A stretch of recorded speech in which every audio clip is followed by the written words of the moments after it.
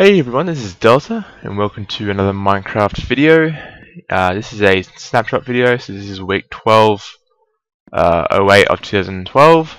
So we have some pretty cool stuff added to this one, as always. So Jeb and John did note that this snapshot was a bit smaller than usual because of such things as the Minecraft Lego being announced or being brought out.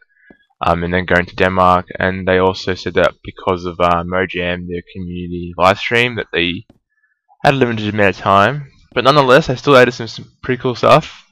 And I guess we'll go straight onto the one over here, and it's a brand new mob, and it's similar to a snow golem, as in that you actually can craft the mobs yourself using iron ingots. And this is a mob that can be brought on peaceful, but however it does attack.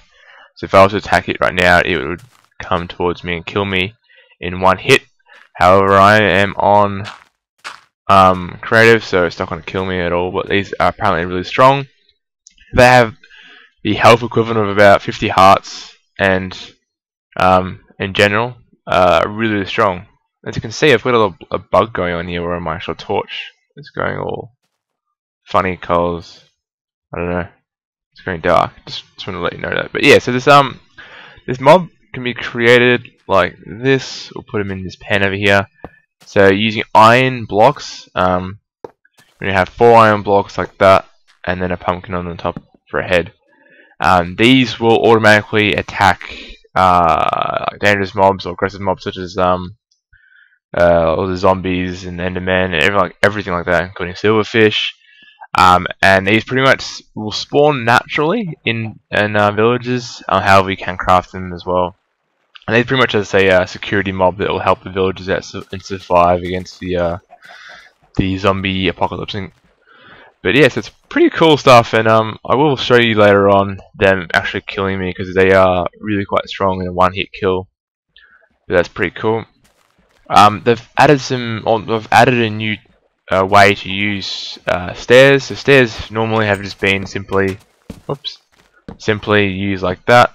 However, if I can demonstrate now, if you don't have anything over here, you can place them upside down. So stairs are crafted normally the same way, and you can place them upside down like that. And this is really from what I can see, it has no use at all besides aesthetic. But definitely they're going to help out with some aesthetic things that you could do around your base, and it would look pretty cool in the end. That's a really cool thing they've actually added, and they talked about, or Jeb talked about, possibly adding upside down half slabs, which would be amazing. Those would help out, especially in my base design, at least. So yeah, so it's some pretty cool stuff. As you can see now, torches can be placed on glass, however, still not glowstone. Glowstone still remains the same.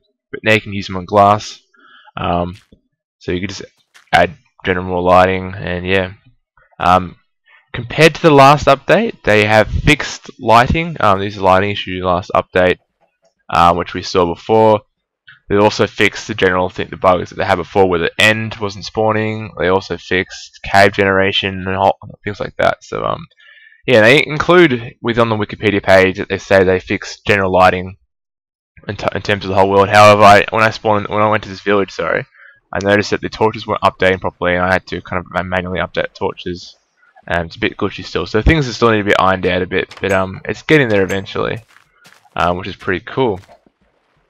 They added back camera control. So if some of you may or may not know of camera controls, they added briefly, I think, in one of the pre-releases for 1.9. I wasn't too sure why it's taken out, but camera controls pretty much allow the user to muck around. So you can you've got like this Y, which zooms in, H zooms out. You've got like I that goes up, like K that goes down, L that goes to the right, J that goes to the left. Then you've also got N and M. You can do some pretty funky stuff with this by going like this and pressing a whole bunch of keys and then going upside down, and really trippy stuff. It's worth a note, you can reset.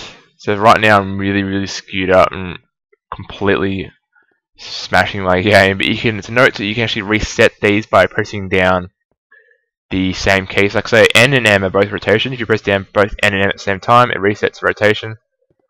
And you can also rotate, like say I or J. So you want to reset Y and H. Y and H zooms in and out. Hold both at the same time and it resets back to normal. So pressing Y and H resets zoom. Pressing N and M resets rotate.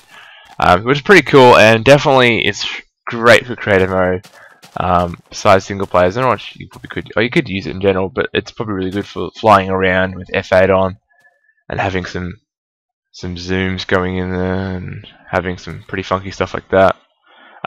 Which is really great to see that they're actually adding more control for the cameras for the actual person who's filming Minecraft, which is myself. We've also done F9. F9 is like a snap that will lock you to north or south. If I can change it the other way, I did that before. Yeah, but it's like a general snap that locks your X and Y, so you can't actually move at all. And it'll pretty much lock everything. So you lock your camera, which is really cool. So it'll give you kind of steady cam towards north or south. And they also added, or they re-added, sorry, back in the F6 key, which will allow you to hover. So it doesn't allow you to go up or down in your player, so you can stay exactly the same. Has a similar effect with F8, so where you can actually, when you move back and forth, it eases in and out. In general, combined with F8, you can make some pretty slow and like nicely crafted movement. Right now I'm a bit laggy and jittery, but yeah. So F6 doesn't allow you to go up or down, so I can't move. I can't press Shift or Space to go up or down. I'm locked in that position. And F6 allows you to go through blocks as well. However, there's a bit of resistance, so we're just going to drop down a bit and see if we can go through this wall. So if you can just power through this wall, eventually you might be able to go through. I'm a bit stuck right now, but you can actually go through walls. See if I can get down a bit. Like that. You can go through walls. There is resistance, which is a bit annoying, considering they wanted to add it so you can go through walls. But yeah, that's pretty much it. So what I wanted to do, besides the camera controls, I really like the golem, or the iron golem. So I wanted to stage a little scene with him, see if I can get some zombies and see if we can get them to defend the actual the base a bit. So we'll be back. We are back. We've got my little army of iron golems, and we're ready to defend. They can't actually see them, so they'll only attack them within line of sight. So if I start placing them around here, they're going to get owned. And these iron golems absolutely dominate. Like 2-hit kills zombies, 1-hit kill players, and they really just are quite beast. And I don't know, a little kid there. So like I said, it's only within like eyesight limit, which is obviously their limitation here, but they really do just absolutely own. So if you had like an army of these around your base, any creepers or anything like that would just be absolutely dominated and have no chance at all. Look at that, just absolutely ownage.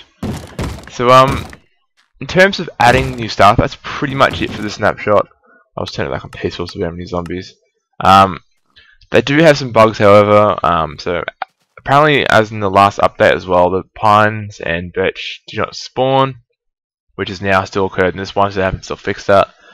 Swamps still seem to be apparently not like coded correctly, where they still spawn, but they're not spawn enough, like trees, whatever.